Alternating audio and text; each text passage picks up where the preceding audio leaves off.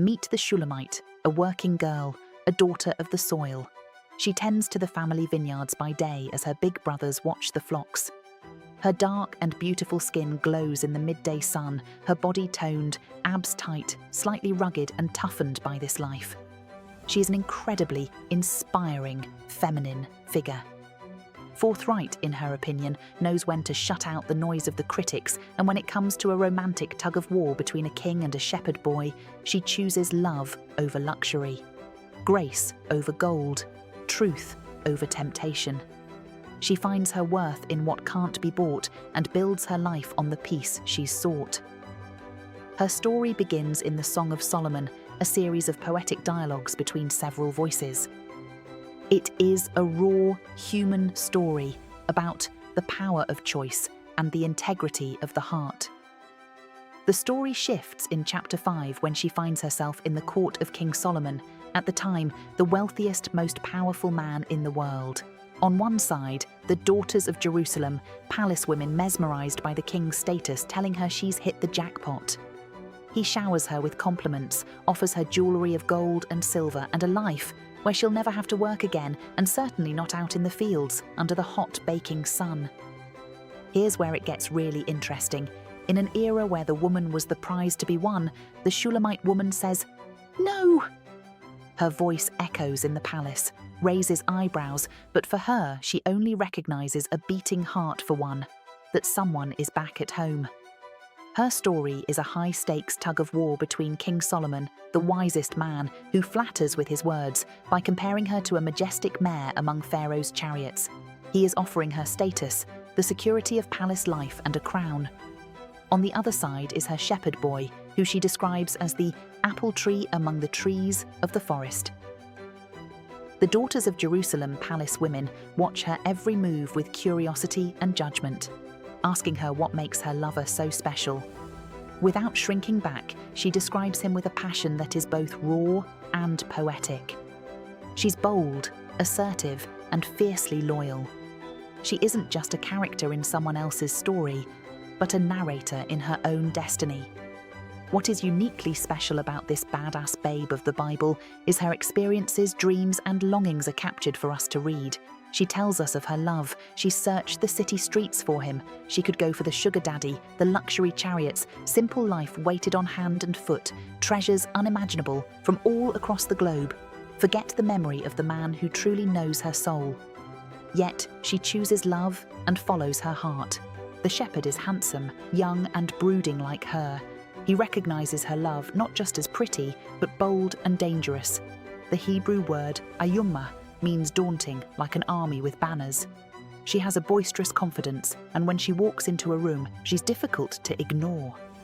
This is a woman who is intentional and purpose-driven. She knows what she wants. At one point, she loses sight of her lover, and rather than sit and wander about him, she puts on her boots, goes out into the city streets, in the darkness of night to search for him. That's fearless. That's focus. That's badass.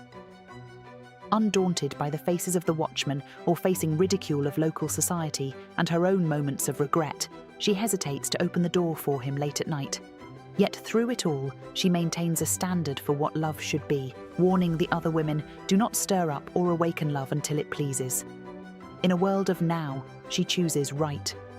She demands and commands a love that is permanent, unyielding, and stronger than death. If you're looking to level up your confidence and navigate your relationships with boss-level energy, here is your guide to living and loving like the Shulamite woman. 1. Own your sun-kissed glow. The Shulamite woman wore her dark skin as a badge of honor. She was uninterested in answering to the critics. Likewise, you don't apologize for what it takes to be you. Your style, your ethnicity, background, and identity are what makes you unique. Such authenticity is more captivating than perfection. 2.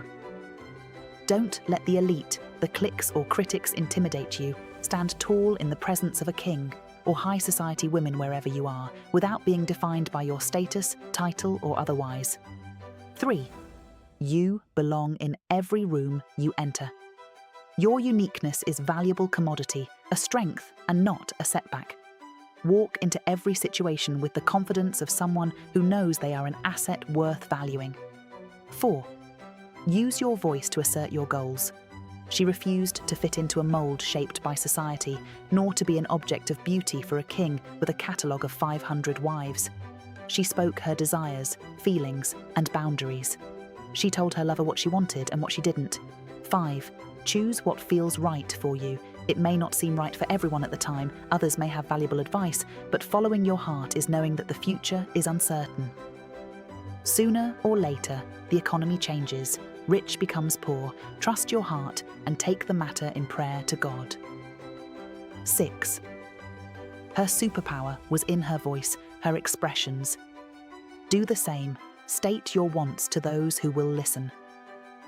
In a career move, in a relationship, never be intimidated when they say you're being difficult. It is what makes you a leader, one who takes charge in life. 7. Loyalty is a two-way street. When you find mutual love, it is worth fighting for. She knew her mind and wouldn't settle for less. There were no mixed signals. She enjoyed the brief romance with a king, but fostered a relationship where she was fully seen and fully valued. Equally, in one-sided connections, friendships, or professional alliances, expect unwavering loyalty and mutual respect. Cut anyone loose who is not fully invested, tell them to level up or show them the door. Ultimately, she chooses the shepherd. She chooses the man who calls her sister and bride, a term of endearment as well as intimate equality. She proves that true love cannot be bought with all the wealth in Solomon's palace. By the time she returns to her vineyards, she's not a victim of circumstance, but a woman of choice, a woman of worth, knowing exactly who she is. The Song of Songs can be interpreted in several ways. As a literal woman of history, some see it as an allegory of our relationship with God, or a picture of Christ's love for his church. However, we can summarize and conclude. The Shulamite is one of the most positive, powerful representations of womanhood in the Bible. A reminder to see yourself as worthy, beautiful, and that your heart belongs to the one you not only choose, but will forever value you. That person is not a man, but a God who is faithful. This ancient poem reminds us that our hearts are our own. The truth is in the integrity and the courage to say no to the world's expectations. It's the beauty of a love chosen, not coerced. But don't just take my word for it. Read it for yourself. It's tucked away in the middle of the Bible, waiting for you to find your own meaning and interpretation. It's earthy, honest, sensual, and raw. It will likely change the way you look at love. If you've read it, comment below. What surprises did you unearth? Unlike Esther, her worth wasn't in being palace ready, but in her power to make a choice where love is only real when it is freely given.